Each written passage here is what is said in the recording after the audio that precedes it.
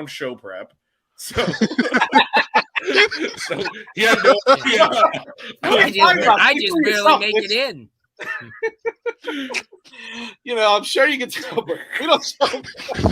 I mean, let's put the cards down on the table here.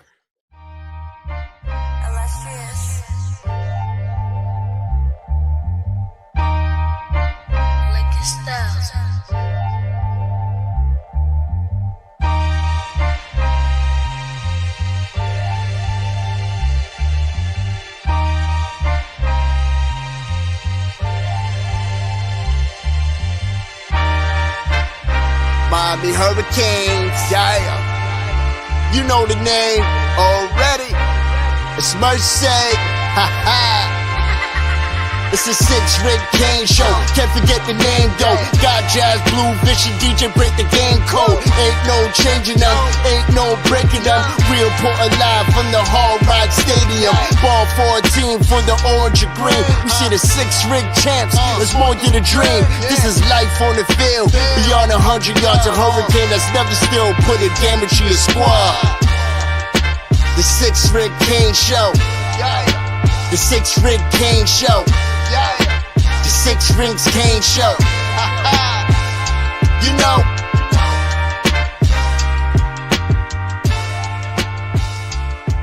What's wrong with us? Seriously. What's wrong with us? We're Miami Hurricanes fans. Welcome to the 6 Rings Kane Show, a show dedicated to Miami Hurricane sports, featuring the legendary Larry Bluestein, Jazz Santana, Vish, and Danny Gillette. Let's go Canes.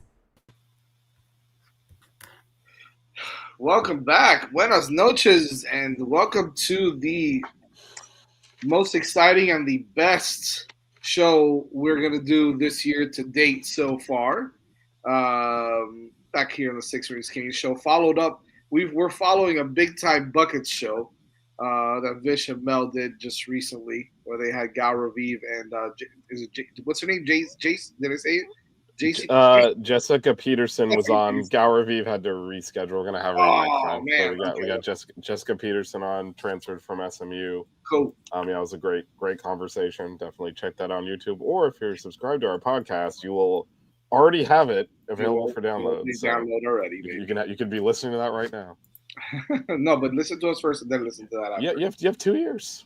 One for this, one for that. I don't know if I can take in all the information that's about to throw down here. But no. Yeah, me coming in both ears is probably not with different times. It's not a good thing for anyone. So yeah, maybe split, divide and conquer. All right. Fair enough. Listen, we're all excited. I'm on the struggle bus. Vish might be as well. Blue. Honestly, by the time you got out of the stadium, you're probably on the struggle bus. And DJ, well, listen, hey, I mean, college football galore for you, my friend. So, We're all here a little bit cloud nine, a little bit as the Miami Hurricanes edged out Notre Dame. I didn't get the score right, but I got the points more or less right. I said we were going to win by 3 by a field goal. Wrong field goal kicker, and we'll discuss that a little bit later for sure. But really excited about first game of the season facing a top 10 program. I don't care what this is not the and I'll get into our new sponsor in just a second. I'm really excited to mention our new sponsor. But this is not and this is not a knock on them, but this is not Florida State beating a poor Alabama team. Shout out, good for them. They won, great game. But this is Miami beating a potential college football playoff Notre Dame football team, led by great coaching and great players. And Miami went, didn't go in there, but went, at the Rock and showed them that Miami is definitely a contender in the college football playoffs, as a lot of us anticipated, but some of us were kind of biting our teeth and biting our nails about it and hoping that this was the team that Mario put together. And looks like we're just about there. So really excited about that. We'll get into it in just a second, but before we mention that, I'd like to recognize our new sponsor. Really excited about this company coming in and being a part of the show. It is 305-800-PAIN. Make sure you go check them out. This is a long one. Bear with me, and I'm going to show you guys. I'm going to flex my flex my Spanish for you as well here. So, a word from our sponsor, 305-800-PAIN.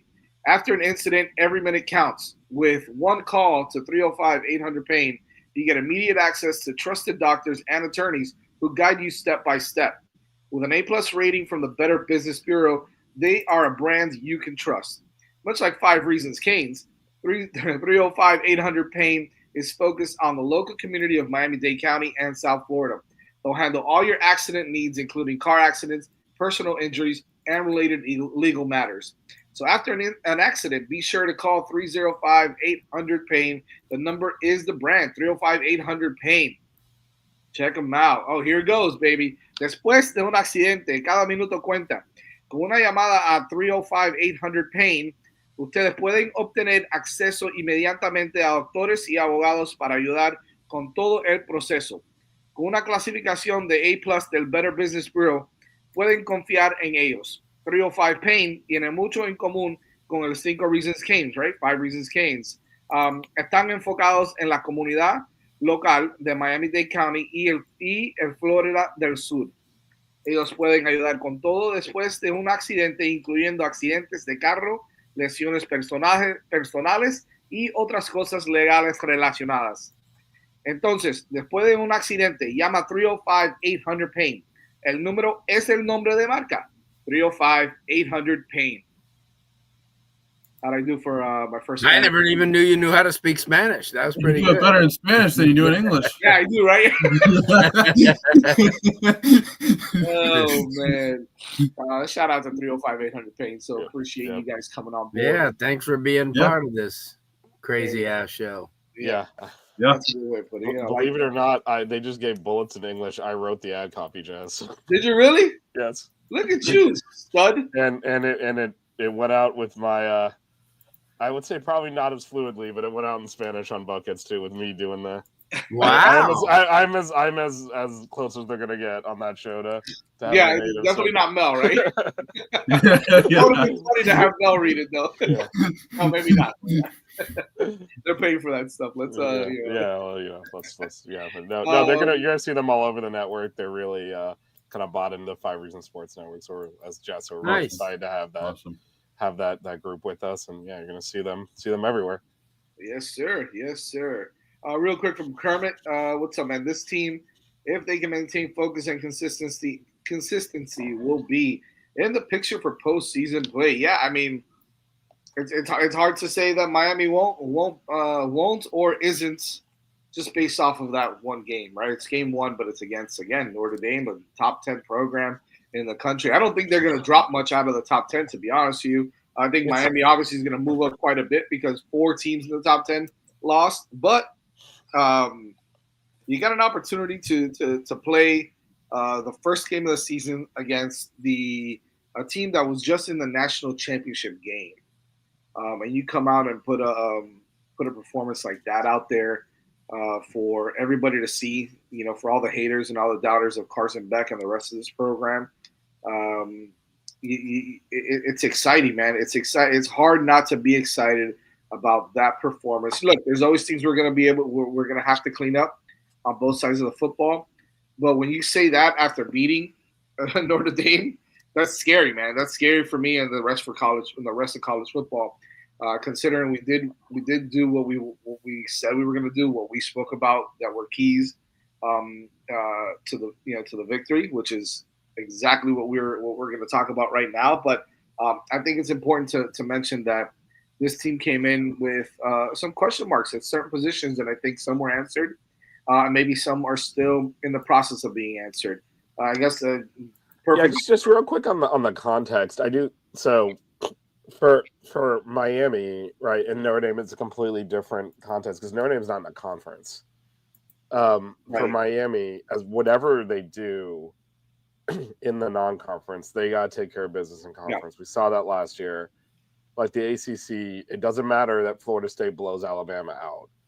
I guarantee you, if Miami beats Florida State and Alabama wins some other games, they're going to say that Florida State's better. I mean, that Alabama's better if it becomes like into that situation. So it's really important the Canes take care of their conference because I do think, obviously we're biased, that Miami was the best team in the ACC last year.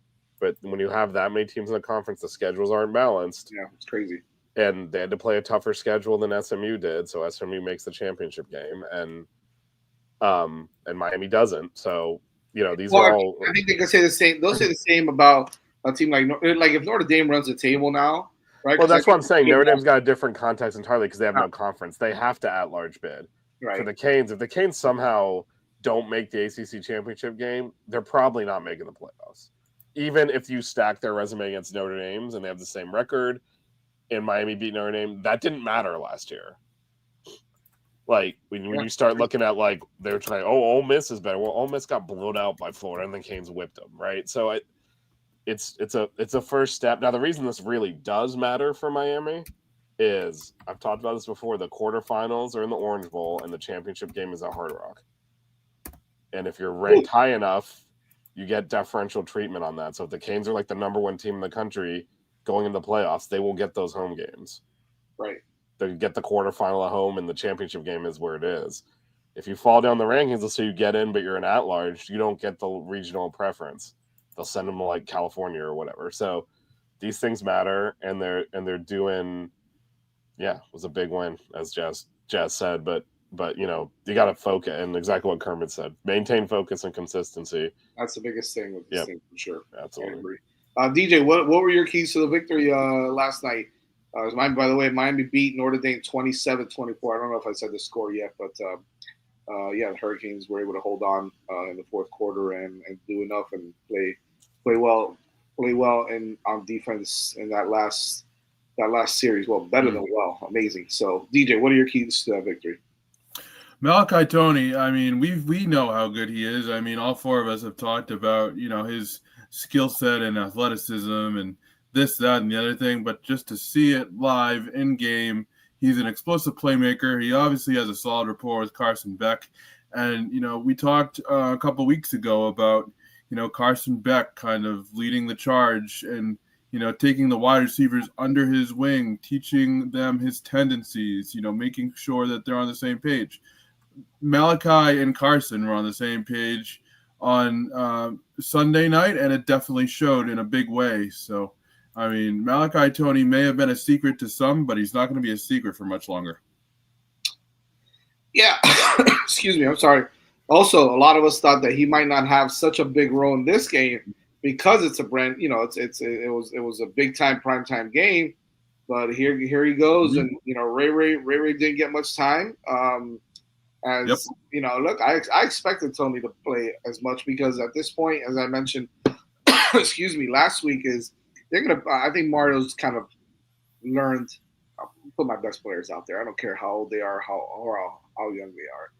And clearly there is chemistry, as you mentioned, Malachi Tony with Carson Beck.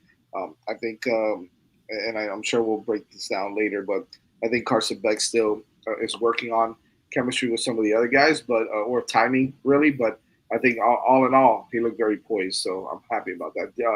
Blue, your thoughts on the keys to that victory last night for the Hurricanes?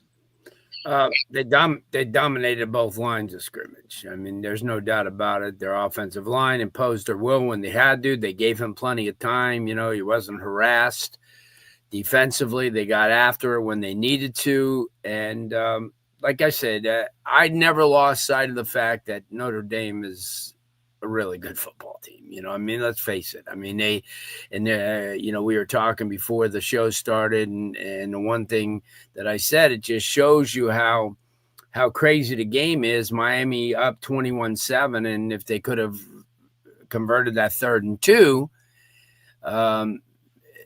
it would have never ended the way it did. They would have I think they would have took off on them, and that's the momentum. But that just shows you that, you got a team like Notre Dame, been there, done that before. I had reservations maybe without Al Golden, but their defensive coordinator just as good as Al Golden.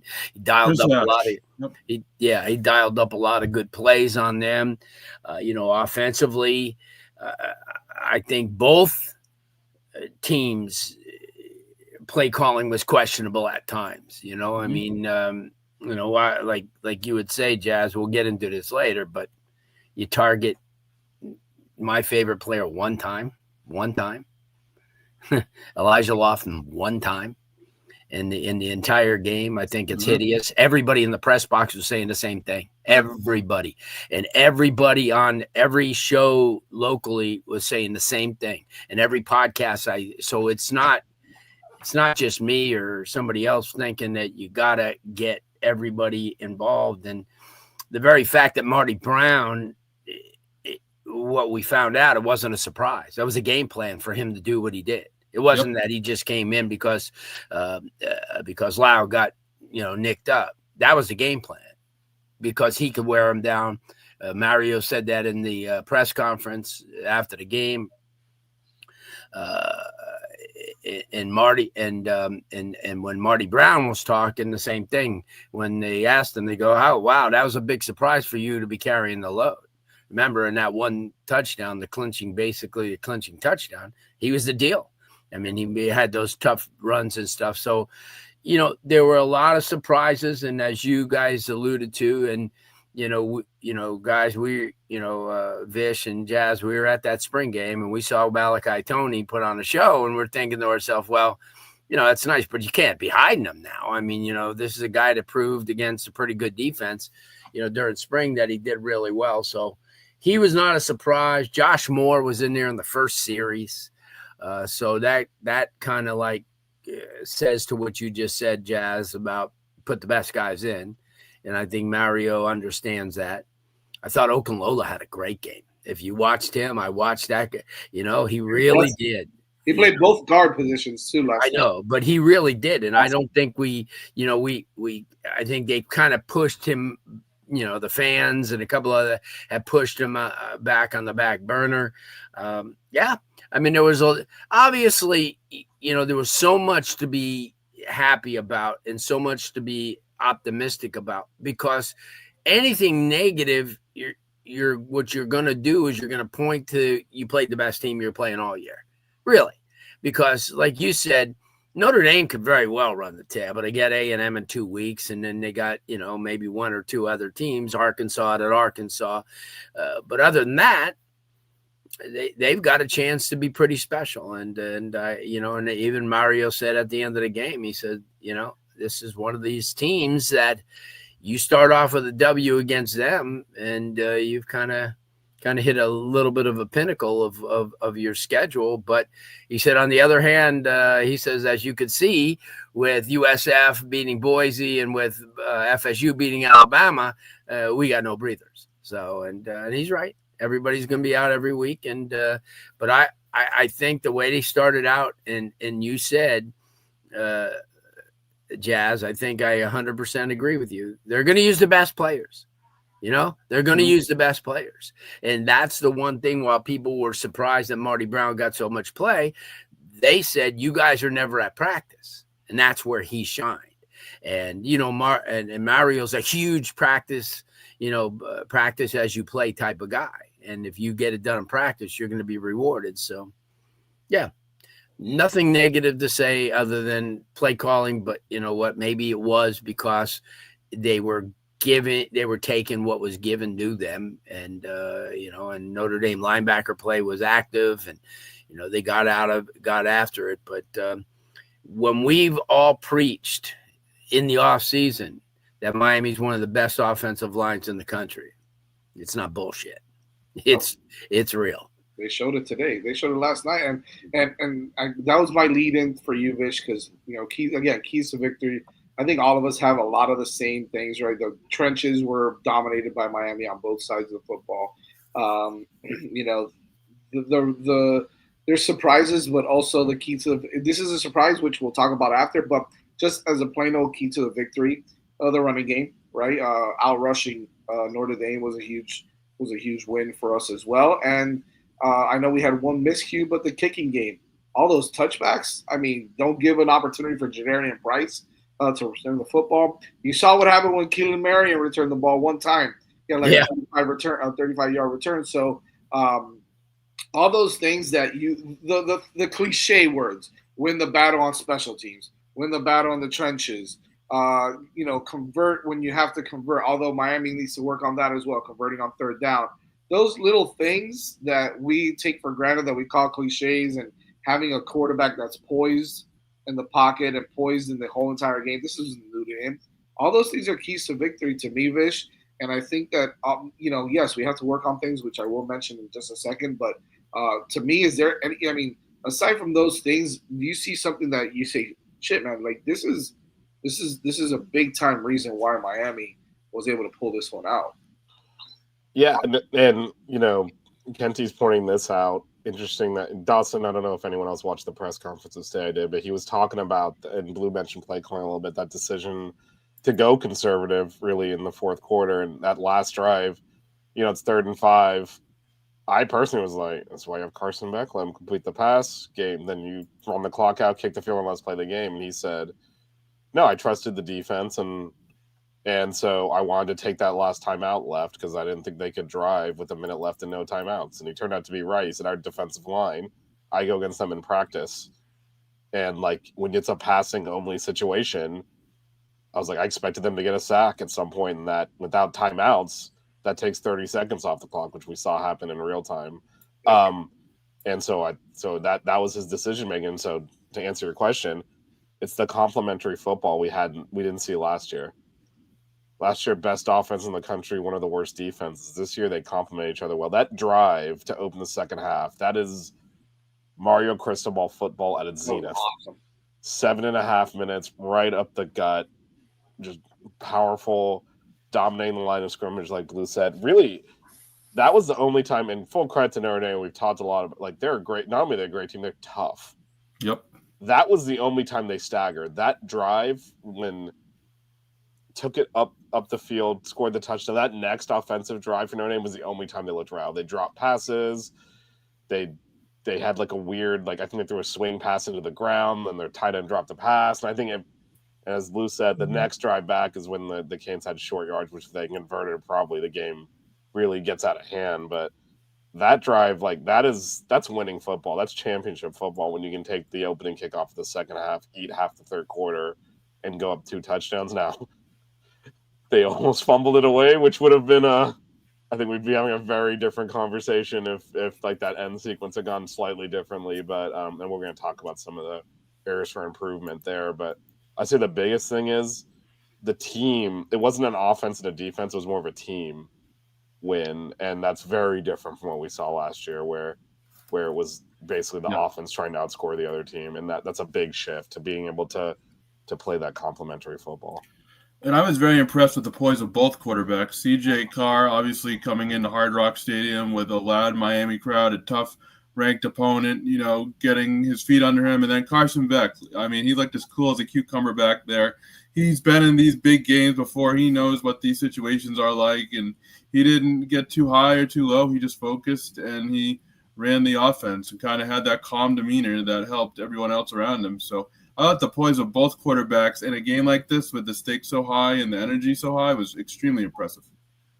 I think it's funny you mentioned that, right? Like we're going to talk about that now, the play of Carson Beck. First and foremost, I think that,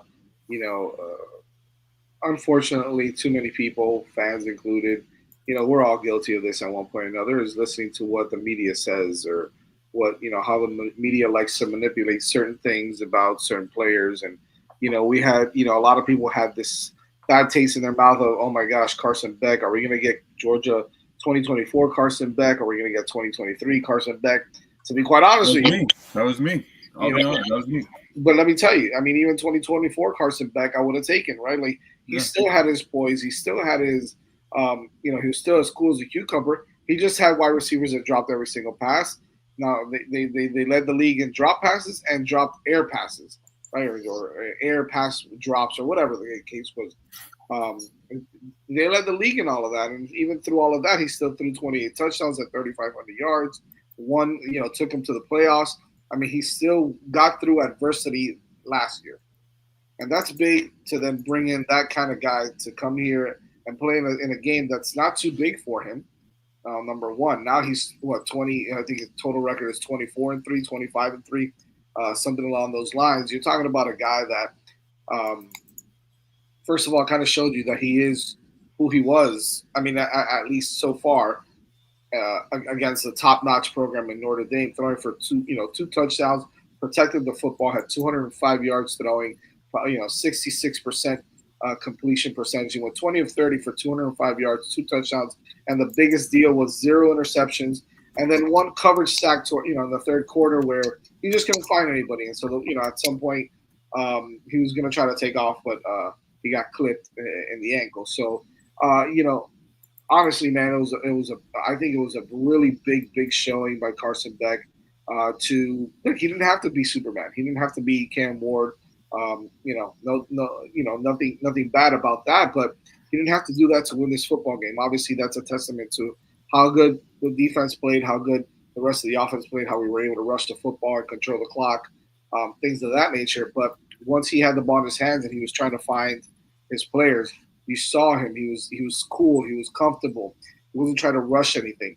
He checked he checked down. He looked at all his checks, and then if he couldn't find someone, hit Marty Brown on the edge a couple times, hit Mark Fletcher on the edge a couple times, and they were able to get some yardage. So I think it was really nice to see what Carson Beck was able to do. Number one, with all the noise, right? He tuned out all the noise. He could care less about that stupid noise, and he went out there. He performed. He won again.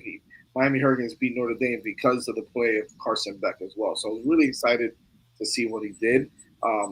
Vish, I know that we were saying the same thing. You get the number 1 quarterback in the transfer portal, and people are knocking him when he was a first-round pick last year before he got injured and had all these issues.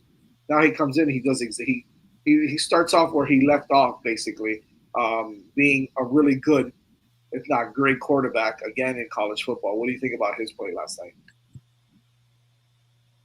Yeah, no, you used the term poised. I think that was there. He knew when to take risks too, and none of the risks were dangerous in that sense. Like that first touchdown pass to Malachi Tony was a ridiculous throw. I mean, you see all the talent there, right, on display there. But then he wasn't constantly taking those chances. He understood game situations, and I would amend what you said a little bit. I think this is just a different version. I don't think this is like a 2023 Carson Beck as much as just this is a 2025 Carson Beck. He's playing differently. Went through a lot in the offseason. It didn't end well at Georgia for him, which is is tough. He's a kid that's quarterbacked them, as Jazz has been saying on repeat, 24-3, and they're like, get the hell out of here and like leave, and I think that hurt him, and I think he had to go through a lot this offseason with the injury, not being able to play, having to work back from that, and I think this was kind of a release for him to be able to be at Miami and be the guy and be welcomed. I know there's detractors in the media and all that, and there's people that are always going to hate on you, but by and large, like, the fan base has bought into him and was before the game. I think having that backing, where at Georgia, like you said, Joe, everyone's dropping passes left and right. They're blaming him for it. And then, I don't know if they necessarily handled his injury well either.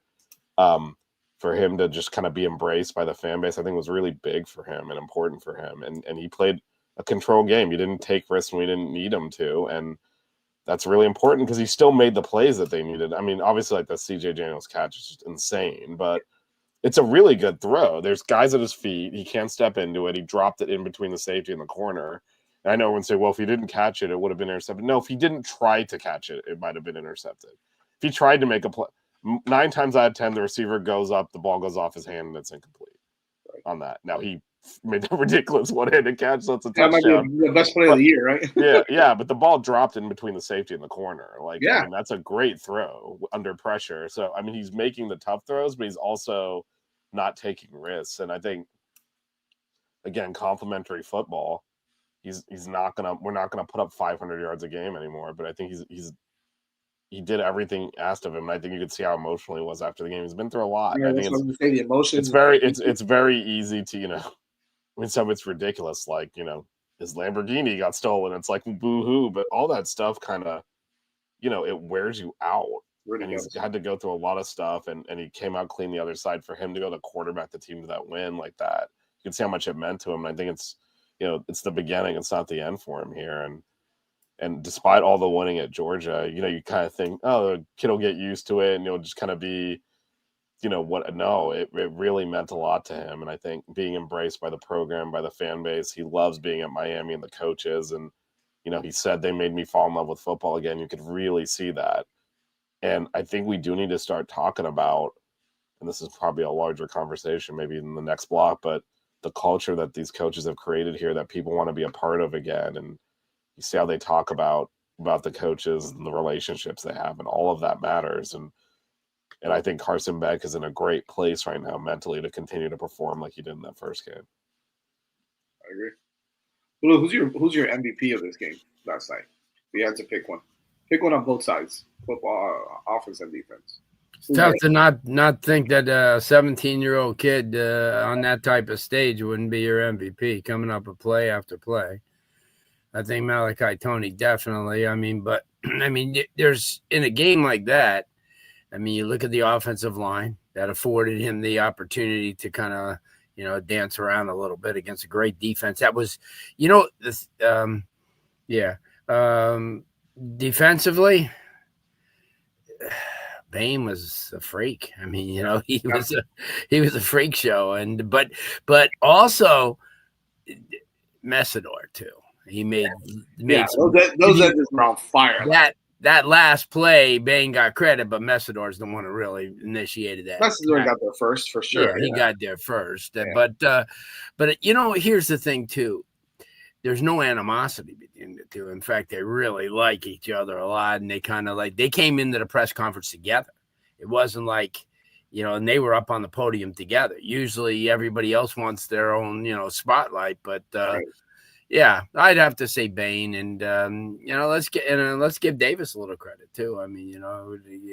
You had arguably one of the best kickers in the history of the program that just left, and he killed that 47-yarder. Yeah, but not only that, like you said, all those kick returns, because everything was in the first row. It was crazy. I was like, holy crap! Because you look at their playmakers, and they got kids that can return, the Faisons and guys. Like I said, I thought Faison was I saw his parents before the game walking in, and, they were, and I'm thinking, oh, no, he's going to put a dagger even further in Miami's heart for not recruiting him. He had a solid game last night, too. He's real good. He's real good. For a kid that came there on a lacrosse scholarship, that's. But, but that's the one thing that you had to keep reminding yourself during the game is that, this wasn't Bethune-Cookman. This was a really good football team. And, but yeah, I think Malachi and Bain would be my two MVPs. What about you, DJ? I was going to say Malachi and Bain too, but I was also impressed with. It's okay. You can't, because they were nasty. They were really good, but honestly, I was impressed with Shamar Brown. Again, we talked earlier in the show about, and even earlier this year, where would he fit? And I think he's found his role. He didn't put up, incredible 100-yard rushing game, but he helped pace the rushing attack and give them a change of pace, and yet there wasn't really a drop-off in production. He just kind of slid right in there and, helped kind of break down that Notre Dame defensive line. But Tony is he's the real deal. And, one of the things I was thinking about as I was watching the game was, I kind of had said that, one of Minnesota's strong suits while Heffernan was there was the defensive line, and how Bain could benefit from that. And I think he did on Sunday. There were times last year when it seemed like he wasn't even involved in the play schematically or whatever. He just couldn't get home. He looked extremely comfortable in this defensive scheme in this first game. I want to say that it's Bain, or I want to say that it's Messidor on the defensive side of football, but I'm going to tell you that defensive line was just outstanding, period, right? They, number one, held Jadarian Price and Jeremiah Love to 78 yards rushing for the whole entire game. That's a testament. Look, Justin Scott had a huge forced fumble when he laid out Malachi Fields for that fumble. So Justin Scott had a tackle for loss. He was impressive. Even what's his face? David Blay had a tackle for loss, a big one on CJ Carr when he was trying to run that RPO. And then the guys on the outside, even Marquise Lightfoot was huge in that game. I know people haven't really noticed. They were probably like, who the hell is that number 12? He was getting to the quarterback every single time. Every time he was in the game, he was getting to the quarterback. And whether they got him or not, because I know, Vish, you were probably just as frustrated as I was, number one, on that first touchdown throw that he threw. But how many times did Ahmad Moten get in back there and just miss him by this much? That defensive line, to me, was a defensive MVP for the game. You could pick a couple of guys on offense. I'll go Carson Beck, just as poised in the way he handled the whole game. Yeah, no, I mean, I was gonna mention David Blay. I thought he kind of plugged the middle up, and Moten was very disruptive, which we didn't see from him nearly as much last year. Like you said, getting into the backfield. Their first touchdown. That's not on. There's also it's a problem. Let him break, contain, stop covering. I mean, that shouldn't. You can see how pissed he was. You saw how pissed Moten was. Well, I think the whole defense kind of turned off for a second there, and that was a mistake. I think they probably thought he was just going to throw it away and say throw a touchdown. But I would say overall the defense, the shutting down of the running game. Like we talked about, I specifically said last week, even if the Canes lose, if they force someone other than those running backs to beat them, they will have done their job defensively, and they did. And, we didn't expect CJ Carr to be that successful running. He did a great job with his legs, but a lot of that is set up by the fact they were keying on the running backs, take away the other team's best weapon, and they did that. Sure. And he had success on quarterback draws and was their most effective runner. But if that's the case, you've already kind of won defensively because their two best players are their running backs, and they're not. I had PTSD to Hayes King for a second. I was like, but we fixed it. Yeah, but I mean that. So I think I totally agree with you, Jess. The defensive line, and again, I think they're only going to get better when they're not. That last drive was a precursor to when you get into these pass only situations, how they're going to be able to just blow everything up, because they never were able to really fully do that because Carr was so effective running on those quarterback draws. You got to kind of hold back a little bit on your pass rush, and then also everything was keying off those running backs. So you kind of got to stay home a little bit more than you'll have to in some of these other games. And I think we're just seeing the beginning of how disruptive that defensive line is going to be. Yeah. A telltale sign, too, is when Carr scrambled for the first touchdown. How many programs in the country wouldn't have a lineman upfield?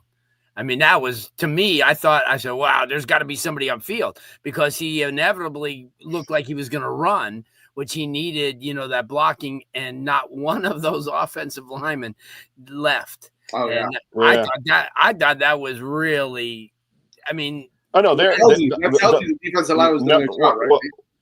Well, it's also Notre Dame, they're really well coached and they're impressive. You can see that from start. Like, I kept expecting them to fold, and they never annoyed the crap out of me, but full credit to them. They just would not let it go. And the Canes had to win that game like 4 or 5 times because of that. That is really good. You're right. Marcus Freeman's an outstanding coach. That is a program that is. I love Marcus Freeman. To last and compete at a high level for years to come. They replaced that. They lose the defensive coordinator, who we'll not mention him, but we have priors with that guy. But then the truth is, Marcus Freeman calls a lot of that defense also. So you got to give. Well, also Al Golden himself is. I mean, I just mentioned him. I was saying we wouldn't mention him. Talked a lot about how he learned in the NFL and became a much better coach after Miami. And you can see that now he's an NFL defensive coordinator, but. I mean, this is a true redshirt freshman they're bringing in there to start, and I mean, it's a very well coached team, and you can see that, and that's why the Canes had to earn it. Yeah, it's like honestly, like last year against UF, like obviously Cam is amazing, and we saw that immediately, but also UF is just bad. Like you're watching, like this is not a good football team, and you can see that too. Like you see, like they're dropping passes, they're missing tackles, like that's not like the Canes blew them out, but UF helped. Notre Dame didn't help Miami at all in that game. No. Miami had to take everything. Yeah. And that's a credit to Notre Dame, too. That was just a really good game of football. Real quick in the chat, Lyle's fine. He's a full go. So they said he'll be full go in practice tomorrow. Yeah, he was nicked up, but I think that once you, like you mentioned. No, Mario talked about it at his press conference. Marty Brown he's a full go. He's a full go. They held him out as a precaution, but they said post-game evaluation is fine. Which is fine when you have Fletcher doing what he was doing and Brown, Marty Brown. I mean, they both look phenomenal. Yeah, but Lyle started, which I was surprised by. I mean, I guess I can see that because Fletcher didn't do much in the offseason, right? Like they were taking care of him I think, in the offseason, and they weren't showing him too much there. But it's speaking of surprises, right? You were surprised that Lyle started. Another surprise for me was Carter Davis, right? I called him I don't know how many different names before the show, before last night, but I think it's hard not to remember his name now. Yeah, now you know his name. Davis, Yeah. Carter freaking Davis. Okay, let's talk about that and how impressed I was with the poise he had coming in. First of all, kicking that 30-something yarder right off the left hash mark, which is always a tough kick, and he put it right through, and that gave us obviously a 24-14 lead. And then they came back, scored a touchdown, and then tied it up. And then we came down the field, and he hit another one, which we couldn't get, like you mentioned, Blue. We couldn't get that a couple of those first downs. I'm gonna be honest with you, right? And I'm gonna go this route because, and a lot of people don't want to say it, and they won't. But those ACC refs were not gonna let Miami get down the field that easy again. That was not a well refereed game. Let's just be honest, right? Let's just call it. That stop and go by CJ Daniels where he got tripped up on that pass interference. That's another touchdown right there. The Malachi Tony push off by that tight end where he pushed him off. I know that the throw was okay, but if he doesn't push him off, Malachi Tony may get there for that throw. There's another one in the end zone, I think, to Josh Moore that was kind of shaky. So there was a couple of those calls. There was that phantom hold by Anez Carter on that pass and that missed pass interference. There's a couple of calls that are suspect there. And at that point, we all knew Miami was going to have a tough time getting down the field without the referees being more involved. It was tough, but they figured out a way to do it. So, and Carter Davis was able to get down there and boom that 47-yarder right through, a little bit over to the right. But basically, he had space there for 60 yards, if you ask me. The kid's got a great leg. I'm surprised and I'm impressed by him and his play, but I'm also surprised and impressed by. I know we had one breakdown, one big breakdown of that tight end in the secondary, and I know Poyser may not have had his best game. Jacoby Thomas on the other side was lights out, and Damari Brown had a great game. Obviously, getting involved in that tip drill. And then Keontae Scott did a Bruce Lee and did a cartwheel and kicked the ball up in the air, tapped it with his hand. Keontae Scott had another big game too, I think, in the slot. I think he played really well. That defensive secondary was a lot better, a lot more improved. I was very impressed with the right. It's hard not to be, but Poyser didn't have his greatest game, and I think he's going to work on some things. But that's why I think you saw a little bit of Bryce Fitzgerald also coming in. Playing the freshman phenom from Columbus. Those two things really stood out to me more than anything else. On the negative side, but and I know I'm ranting here a little bit, but on the negative side was that they didn't get the tight ends as involved as maybe we wanted to see. I will play a little devil's advocate here on them saying that the play calling wasn't there. We all know that Shannon Dawson has a tendency to run plays. Someone's going to be open. And I look back at the game a couple times, and I did notice throughout the game, a lot of times Alex Bauman was open. A lot of times Elijah Lofton was open. They ran routes, and I think Dawson's play calling was great the whole game. I know they went a little conservative towards the end.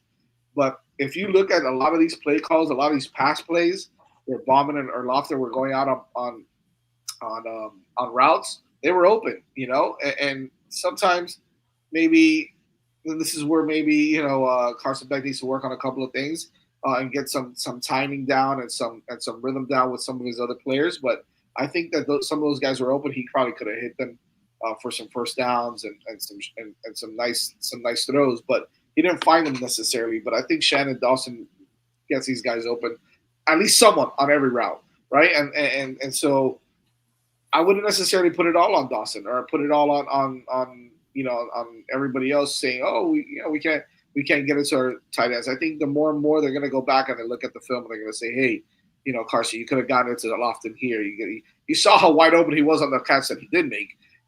So there's going to be opportunities where he's going to get more involved. Bauman's going to get more involved.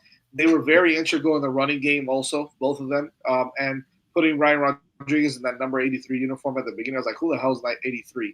Number 83 was Ryan Rodriguez. for the most part. They brought him in for these big sets for running plays. So they did a lot of those different things that Dawson likes to do, and I think that I'm okay with it. I'm not too, they probably took them away a little bit in some plays also.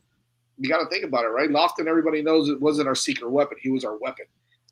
So you got to give it to Notre Dame's defense for being able to shut them down a little bit also. But I do expect them to shine a little bit more as the season goes on. So maybe that's my negative surprise. My positive surprise was definitely Carter Davis and the defensive secondary for the Miami Hurricanes. What about you, Vish? What do you think? Yeah, no, I mean, I never in a million years thought that the game would, come down to the Canes setting up for Carter Davis to kick a 47-yard field goal and have it be the smart thing to do. So yeah, no, I think this is trusting your teammates and trusting what Mario said. He'd been making them in practice, so we trusted him to make it. Like you said, Jazz, and we knew this. Like, it's got a cannon for a leg, so it's the accuracy. That was the issue at FAU. Like, there was no doubt he'd easily get 47's like nothing for him from a distance standpoint. Now, it went through the top of the uprights. That was good for another 20 yards. But so yeah, that was definitely a surprise. I actually don't have an issue with the play calling. I think you have to play situational football, and last year we didn't. And actually, I think we won this game largely because we went conservative. Yes, there is the opportunity to blow the game open. There were a few chances the Canes didn't take to do that, where if they were more aggressive, they might have. But that's also opens the door more to losing. And that's actually what Shannon Dawson talked about at the end, because he's, 3rd and 5. Notre Dame has one timeout left. If you throw an incompletion, even if you're going to kick the field goal, he makes it, they can go down and get a touchdown, win the game. Which is kind of what we did against Syracuse last year, right? Like, kept throwing. And so, no, he's like, well, I'm going to run it. I'm going to get their last timeout. We can actually play defense now. We didn't say those words, but it worked. And I think some of this other stuff too with, Ruben Bay makes that interception. You go up 10 with like 5 minutes left. I'm sorry. Like, that should not be a game. Like, the fact that he had to drive again, that's not on the offensive play calling at that point. Now, granted, the defense set them up. Again, complimentary football. But at that point, I mean, that huge coverage bust really just blew up the whole strategy. Yeah. If there's no coverage bust there, this is because you're up 10 with you got run up the middle, eat the clock down, kick the field goal, go up 10 with 5 minutes left. You're like, this game's over. Yeah. And it wasn't because, again, full credit to Notre Dame, they wouldn't quit, and the coverage bust obviously accelerated their time with the ball. But like that's winning football by strategy wise, and if you put the ball near your throwing completions, it leaves more time on the clock. It opens you up to, it's more risky if you turn it over or something. So shockingly, they trusted their kicker, and he came through and made those 2 field goals, which ultimately was the difference. I got something to say really quick. Obviously, there's a lot of people in the chat. Yes, talking about the design of the run plays too. Well, even before that, apparently Lofton and JoJo were on pitch counts. They were on play counts. So a lot of people are saying that. I haven't confirmed that at all, but a lot of people apparently are agreeing with that, which could be. I mean, I know JoJo went down a couple weeks ago with a little bit of an ankle issue, so that could be true. I don't know, but either way, I think they're going to start getting more targets. Also, that slant route that Josh Moore ran perfectly. That Beck threw a little bit behind him. If he throws it in front of him, he's still running right now. So, those are little tiny things that they'll get down. But, yeah, I'll look, the issue, that Studio One Live says no issue with running or getting conservative there. I'm gonna push back a little bit on that running up the middle. Number one, their weakest point on the defensive line is their middle, is their defensive tackles. So I think that the more you can run it up the middle and wear those guys out, which they did a good job of it with both Marty Brown and Fletcher. You saw that they were able to kind of wear them out a little bit up the middle. And I know everybody gets pissed off because it's not a very popular play. It's 2 or 3 yards, maybe 4 or 5 if you get a nice little burst in there. But you saw the nastiness of our offensive line was able to get a lot of push up the middle either way. Second of all, they were not going to let us get outside. I think Fletcher tried to do it a couple of times, and so did Jordan Lyle before he got dinged up. and you could tell those linebackers were sealing up that outside. So you have to run inside, right? You keep on doing what's being what they were being effective with. So I don't have a huge issue with the way that they were running there, as you mentioned, Mitch, with the way they were play calling. Yeah, it was a little bit conservative, but you also, I mean, you got to do those things. Multiple times we're like a yard or two away from ending the game, and right. Look, this is the same thing that leads the 7.5 minute touchdown drive to open the second half. The same thing that's leading to coming up a yard short. I mean, you're trusting your strength of your team is your offensive line. You trust them to win up front, and Notre Dame's good, so you're not going to win every time. But that's certainly you're going to if you start thinking. I think you'll see more like off tackle plays. Well, I mean, one of the things I said this when they called timeout and it was 3rd and 5 at the end.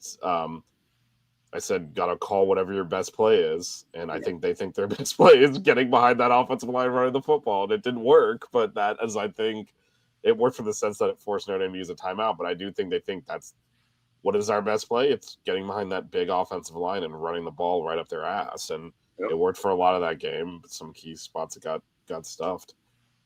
Hey, hold on a second. Did someone just make an appearance on the chat? Oh, is that my God. Gary? Gary's back. Are we seeing a ghost? You can't come in and just say something like that, Gary. Are you serious right now? He's making good points. The conservative narrative does. Yeah, it's a good point, but don't come in like that. You got to come in. Yeah, but ironically, we didn't do that last year. We kept being aggressive, and we blew some games we shouldn't have. Anyway, if we didn't attempt to pass in the second half against Iowa State, we win the bowl game. Yeah, no kidding. But we had to make sure Cam got his Heisman. So. Yeah, right. He didn't. Cam didn't get his Heisman. What are your thoughts? What are you most surprised about in this game? Good, bad, indifferent. Just anything overall. Are you surprised by anything, or what would you think Miami needs to improve on as well? No, I think I broke it down, before when I was kind of going over, some of the things, and everybody in the chat kind of cleared up that I didn't know Elijah was on a pitch count, although he was in a lot, because I do things like that from the press box. I check in on a lot of these things. That's why I followed certain players, because they have, like the replay upstairs, and, taking a look at, guys like I wanted to see the secondary, and look at Poyser and look at some of the other guys that they brought in, Lucas and Lucas had a good game too. I think Lucas did well. Yeah, no, I mean, I keep reverting back to the fact that they played the toughest team that they're going to play. Yeah, facts. You know what? I mean, Notre Dame's the type of team, now that Carr's got a game under his belt, that could go anywhere and play. I don't care who it is. I wasn't impressed by Texas and Ohio State. I mean, they were okay. They were good football teams. I mean, to me, Oregon's going to be a beast. A lot of these teams are, but they'll knock each other off. Penn State's sitting pretty. They have a crappy-ass schedule. They got 1-2 games, and that's it. So you got teams like that are going to, excel only because of the fact that, their schedule dictates. And but Miami has an opportunity. And like I said, when we went over the predictions, okay, I was wrong about Notre Dame. I mean, it wasn't like I was. Where's totally CCH to call you out on it? Where is he? Huh? Hell with him. But you know what the whole thing is that, I mean, listen, when they were sitting at 24-24, all I had to do was kick a field goal, and that's not my point. It's just that I said before FSU knocked off Alabama, before Virginia Tech played a pretty good game against a very good South Carolina team, that Miami's on the road games are going to be tough. They're going to be a challenge. It's just the way it is. But I'm glad that they get a bulk of their games. They get those games under their belt, Notre Dame, USF, and Bethune before they go to FSU. And because that, and Vish, I think when we were going through that a couple of weeks ago on the prediction, you even said, FSU on the road could always be tough because of the fact that, I mean, and you look at Castellanos, and, I'm not a big Gus Malzahn fan, but you add two guys, you add Malzahn and Castellanos, and that changes the entire complexion of that offense. I mean, his play calling and his execution. And we're going to find that. I watched SMU. They still got cats, man. Although I like to smack Johnson every time he runs for like 30 yards, but he did it against like FIU or even worse than that. That team was really bad. Who did they play?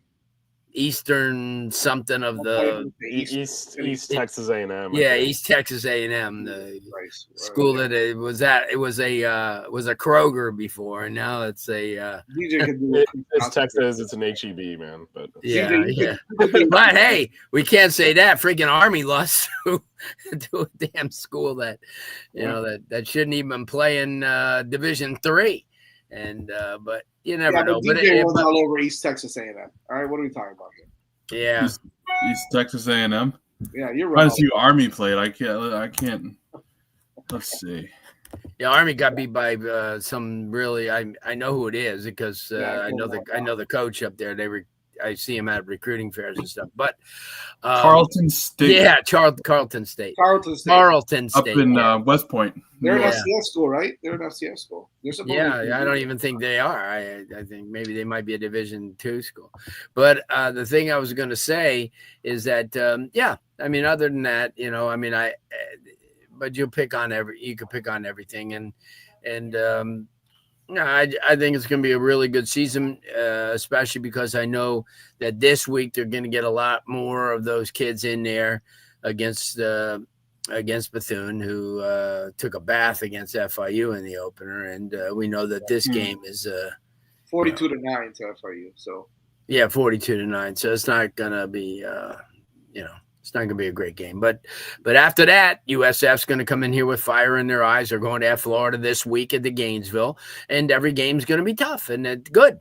And that's the way it should be. And you had to like what you saw opening night. The crowd was great. I mean, they did a cut in at 350, and it would look like a monsoon. And to think that they would ever get that game in, without any and everything, they go, oh, well, there's good. But I'll tell you, it was nice. I enjoyed it. DJ, before we get into our read really quick, any improvements or any surprises that caught you off? I guess, and again, I'll say again, just the play of Shamar Brown and, also the ability of Carson Beck to be able to command that offense. You talk about brand new receivers, young receivers. Yes, they have, veterans like Josh Moore and things like that, but just his ability to excel in any situation. We were kind of wondering, what he would bring to the table if he would start out slow, how would the injury affect him, blah, blah, blah, blah, blah. It didn't affect him at all. He commanded that offense and the situation very well. So I was surprised at how quickly he adjusted, and he's been in these games before, but it's always probably nerve-wracking. First game, new team, and so Brown, and then the poise of Beck, and the ability to lead a very young offense and have success was awesome to see. Awesome, man. All right, real quick, let's give a shout out to our other sponsor, another friend of the program here is You Break Wheel Fix. Vish, you ready to go with that? Here we go. Have you ever run over a pothole so hard your steering wheel shakes, constantly losing air in your tires that you need to keep adding air? Chances are there's an issue with your wheels, and You Break Wheel Fix is your solution. You Break Wheel Fix is America's premier wheel repair and restoration company. With over 20 years of experience and located in North Miami, You Break Wheel Fix offers quick repairs for damaged wheels, and in most cases can offer free loaner wheels to help you keep you on the road while repairing your damaged wheels. If your wheels are looking weathered and it's time to freshen up your car, don't replace those wheels, refinish them.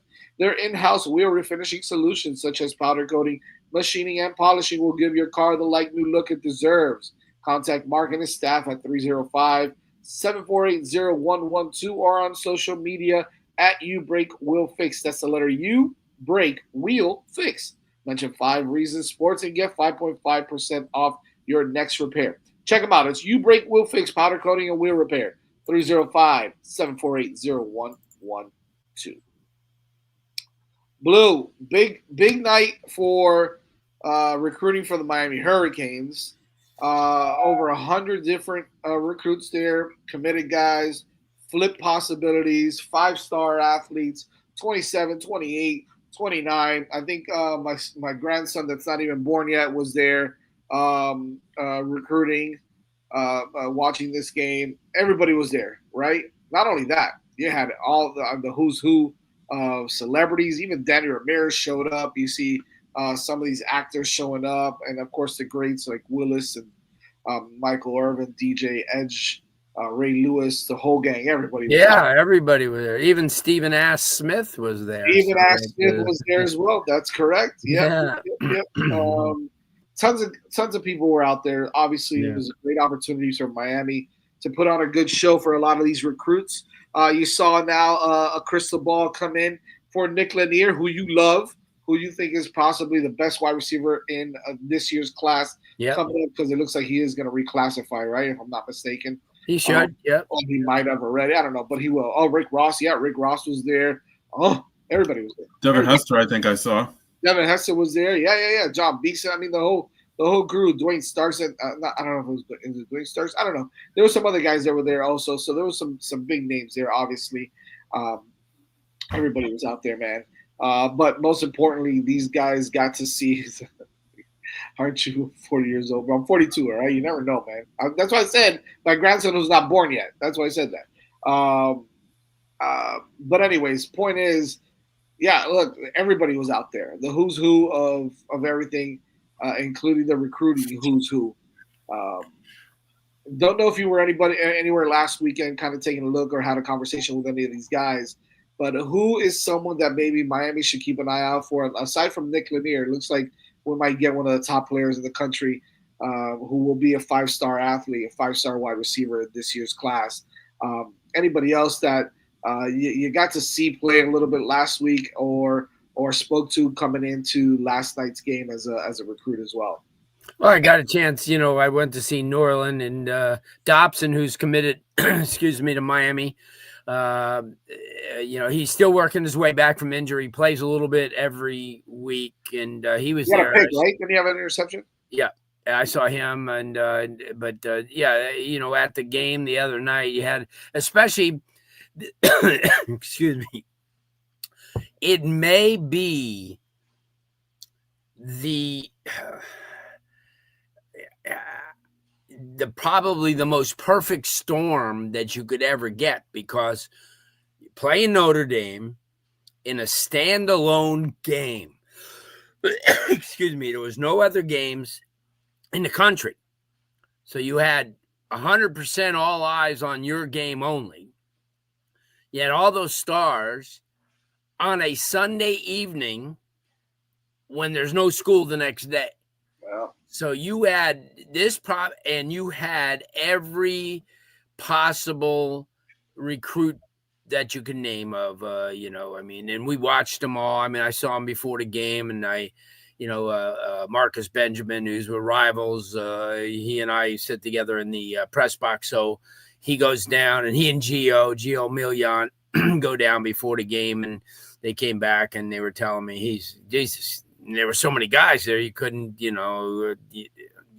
but it was, from a recruiting standpoint, just amazing. And, whether you're going to get these kids or not, I mean, it's sort of like the moment type of thing. Oh, my God, this is great. Great crowd. Look at all the stars. I could play here next year or the year after. But they go home today and some of that wears off, and they get back to the reality that Texas just gave them $8.9 million. So, hey, listen, it would have been nice, but, they're going to get some kids, not just out of this game only, but how they play this season, how they've recruited in the offseason, what the promise for the program is. And the very fact that, here's the thing, I watched, when you watch these people throughout the course of a game, and I watched Heatherman last night, and I'll tell you what, that he's a dude. He's a dude.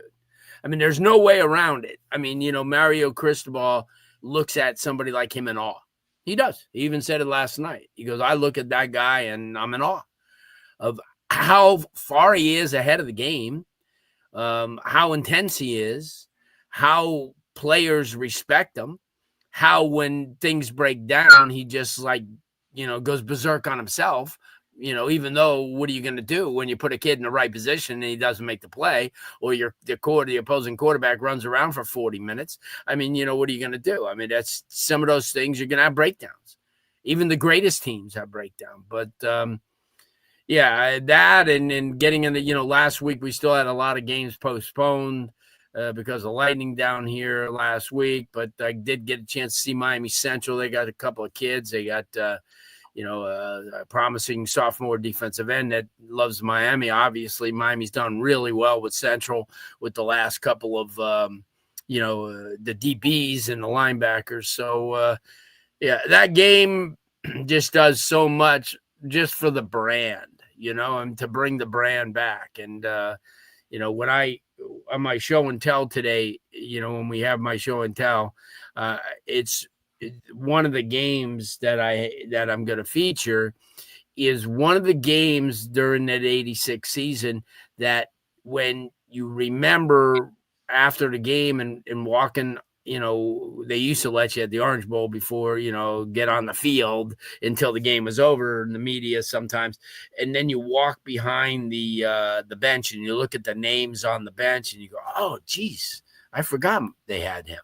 And that's where Miami's getting to at a lot of those positions. They got a lot of young kids that right now, like Wheatley Humphrey and Pringle and guys like that who they really even haven't taken the wrap off of yet. And, a couple of linemen and stuff, and especially defensive ends. But, this is one of these programs that, they're there. They've arrived, and all they got to do is just continue, because there's no, especially in this portal era and this NIL era, there's just no guarantee for anything anymore. I mean, you could come, last year, Florida State was just horrible, and look what happened. So, and it's not just going to be them. You'll see there are a few teams that are going to emerge because, look at Indiana last year. Cignetti brings all of Madison, James Madison with him. And they do extremely well, and they turn things around. They get in the playoffs, and they, so. But the recruiting, the recruiting is really picking up, and now it sells itself, guys. And that's what we were waiting for, to the days where Miami's football sells itself once again. And I think after last night. And then having the number 1 pick in the NFL draft doesn't hurt either. That's right. I'm going to answer Kane's Life question right now. Kane's Life 2, you're watching it, my friend. How can we watch Blue? Does he have a show and channel? Yeah, it's called Six Rings Canes on the 5 River Sports Network, my friend. You're watching it. Thanks for showing up. Appreciate it. Thanks for watching the show. It's I think the Canes are here. I think that now it's, just got to keep winning, and you'll keep getting all these Big Ten players. So it'll be fun. It's going to be fun, and I'm looking forward to watching this team continue just to rise and continue to, like you mentioned, man, they're here. I feel you, brother. Thank you. That's why I said thank you for watching the show. Thank you for being new and for watching the. You'll see us here every Monday at 8:30 p.m. on this show. You'll find Larry, Larry Bluestein and the 3 Musketeers that are just on here for, just to be in his presence, really. So, I'm just here so I don't get fined. Yeah. All right, Marshawn. DJ, by the way, DJ's fan is not spinning anymore. It's winter. No. It's becoming winter in Boston. No, it's been a little chilly up here. So yeah, I figured that. Yeah, it's been a little chilly here too, at like 90% humidity. So I know, man. You missed that? You missed that nice cool breeze? Absolutely not. Yesterday was 100. You said it, Blue. Yesterday was 100% humidity. We were ankle deep in water in the tailgate. Doesn't sound like fun at all. I have photo proof of it. All right, me and Vish and all of our buddies and everybody that we were tailgating with, the whole family. We were ankle deep in water, but we were having a great time, and I wouldn't have it any other way because the monsoon did not stop us from partying and from having a good time with all the Canes familia. Yeah, Gotta get down there. yeah. So it was I great. do want to thank Notre Dame for the food after the game. They didn't eat all their food that they pass out to them. So I had a nice Chick-fil-A at 1:45 in the morning. Nice. Look at that, bro. Late night Chick-fil-A. They got big. Yeah, they don't. Wait. You got Chick-fil-A on a Sunday? What? This is a scandal. Oh my Yeah, gosh, blasphemy! yeah. My friend. Wait. Notre Dame of all schools was. I know, I was just thinking that, yeah. Wow. What? Wow, we need to get The cat's out of the bag now, Blue. Going into this, like, what happened? I didn't even think of what day it was. I just ate the damn thing. Well, I did because Actually, by the time you got it, it was probably Monday already. Okay. Yeah, it was Monday. That's right. It was Monday. But it must have been prepared and consumed partially on a Sunday. So, like, that is. No, the reason I was very aware is because it impacted me because I had to get the popcorn chicken from Publix instead of Chick-fil-A because Chick-fil-A wasn't open. It was a Sunday. I know, man. We usually get it from Chick-fil-A because just I ended up getting some Taco Bell. I got some Taco Bell last night. Jeez. When you're Blue, you can pull some strings and voila, Apparently, Chick-fil-A will be there on Sunday. Chick-fil-A to serve them on Sunday. Which, by the way, I want to mention Panther G. Yes, by the way, Mo Toure, Popo, and Wes. All three had some pretty damn good games, man. Yeah, they did. Chase Smith looked good too. Bobby Pruitt, Cameron Bobby Pruitt. The linebackers showed out. They did all right, man. Bobby did good on the special teams too. He made a couple of plays on special teams. Yeah, they did. So shout out to the linebackers, Coach Heatherman doing a good job over there. So nice. I like to see that. He paid dividends right away, man. Heatherman. Yeah, he did. He did. I mean, look, against that team, this is not Florida. No, again, I'm not knocking Florida, but I kind of am. This is Notre Dame. This is a top 10 program, top 5. No doubt. But, hey, guys, we're favored by 41 next week. Obviously, Bethune-Cookman comes into town. Real quick, does Miami cover? DJ, does Miami cover 41? Yeah. Blue, does Miami cover 41? 62-7. Give me a score. And the C, you sound like Vish with the 60s, baby. Vish, what do you have? Do they cover that score? Easily. FIU almost covered that. So yeah. I think they do. I think you're going to see a lot of 2s and 3s. You're going to see Emory Williams. You're going to see Luke Nickel. You're going to see the backup linemen, offensive line, defensive line. A lot of guys are going to get some play.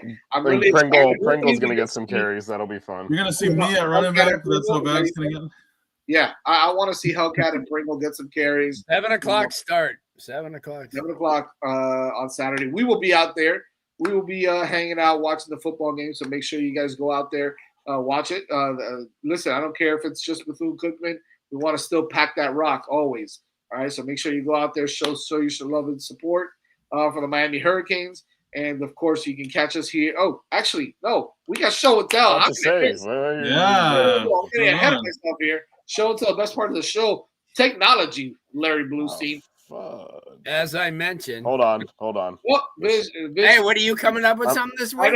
I am not. I literally clicked exit solo layout and it won't let me put. Let me see if I just swap to blue. Here we have a nice gray pillow and some. I can put more. I can put you all back. Let me try again. Hold on. Let's try this again. There we go. There it is. Technology. All right, here we go. This is the Florida State game, 1986. Ooh. And I bring this up because of the fact that this was one of those great programs that Miami had. And not only that, is the very fact that Miami was losing at halftime. They ended up winning 41-23. This was a program, obviously, that was loaded with both teams. I mean, back Danny McManus, South Broward High School, but Miami obviously loaded up. This is one of their great teams. I think this was the team, this 1986 team, that had 34 guys who played in the NFL. Wow. I believe it's 32 or 34, but you had guys like Jerome Brown and Melvin Bratton, the Blades brothers, and wow. I mean, that's Bernard Clark, Tiger Clark, and Eric Ham, and Bill Hawkins, who was a beast, and Michael Irvin, the playmaker. Boy, he looks young. But yeah, no, it's good to look back on games like this. And in years like this, obviously, Jerome Brown and just amazing type of players. But that's the good thing. I think somebody wanted me to start a podcast, or not a podcast, but a Instagram live every day and have a program and thumb through the program and let people see it live. Oh, look at that. That'd be pretty cool.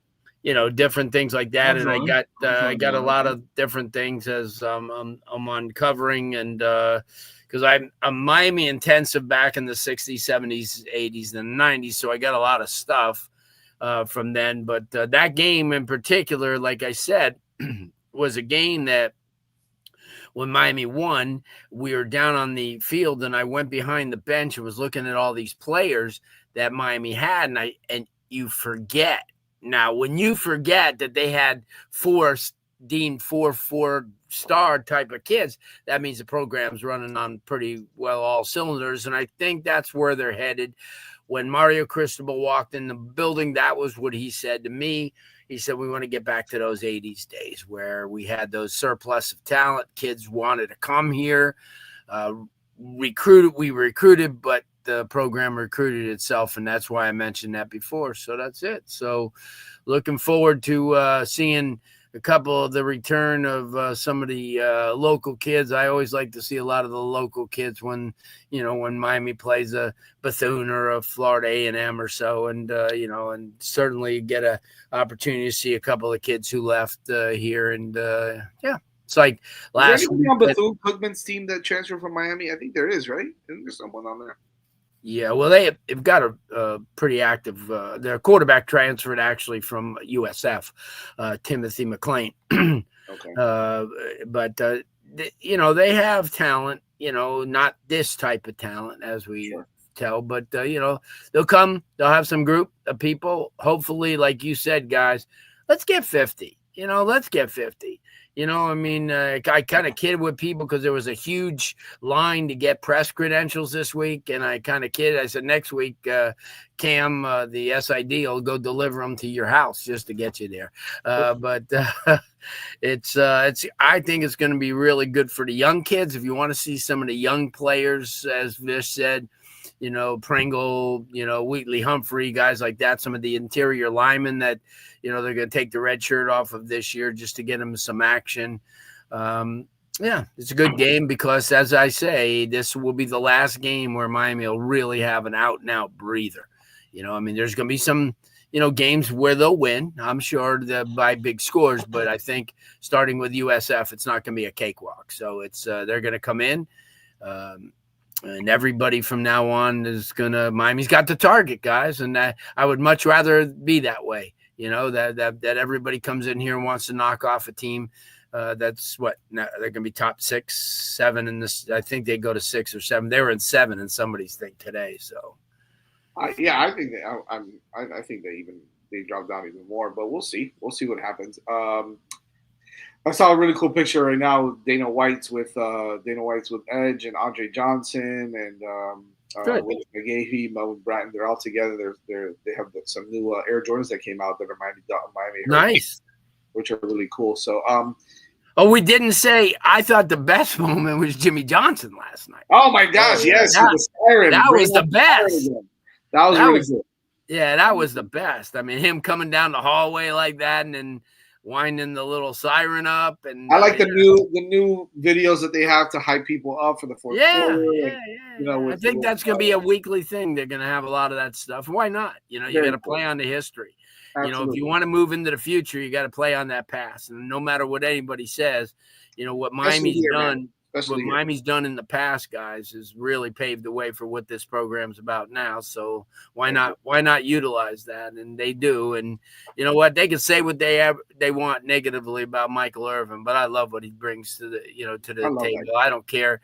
He's crazy and he loves the kids, and the kids play off of him. And imagine a Hall of Famer like that coming up and hugging you after you're a 17-year-old kid. And here's Michael Irvin, who's making you very relevant. What's the score in the North Carolina game? 20-7 TCU, starting the third quarter. Better team, but that's all right. Hey, listen. Yeah. Hey, Bill Belichick's debut. Shout out to Jason Taylor and Damian Lewis. Collabing there on having potentially one of the best D lines in the country as well. So I love bringing D-Lou in. Right. Happy to be a part of this program too, and everybody else. Great job, Miami Hurricanes. As we start 1-0, we're headed to but we're playing Bethune-Cookman Saturday night at 7 p.m. Make sure you guys are out there at the Rock, packing it out, checking it out, hanging out with us. We'll be there.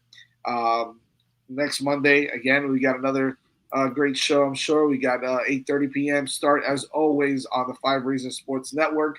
Catch us on X. As well at 6 Rings Canes. You can subscribe to all of our podcasts on Spotify, Apple, wherever it is that you get your podcasts. Make sure you subscribe to the 5 Reasons Canes podcast on there. And then on YouTube, 5 Reasons Sports Network. And check us out, 6 Rings Canes, and subscribe there as well. We'll continue to bring you some good content. We're excited about this season. Off to a great start.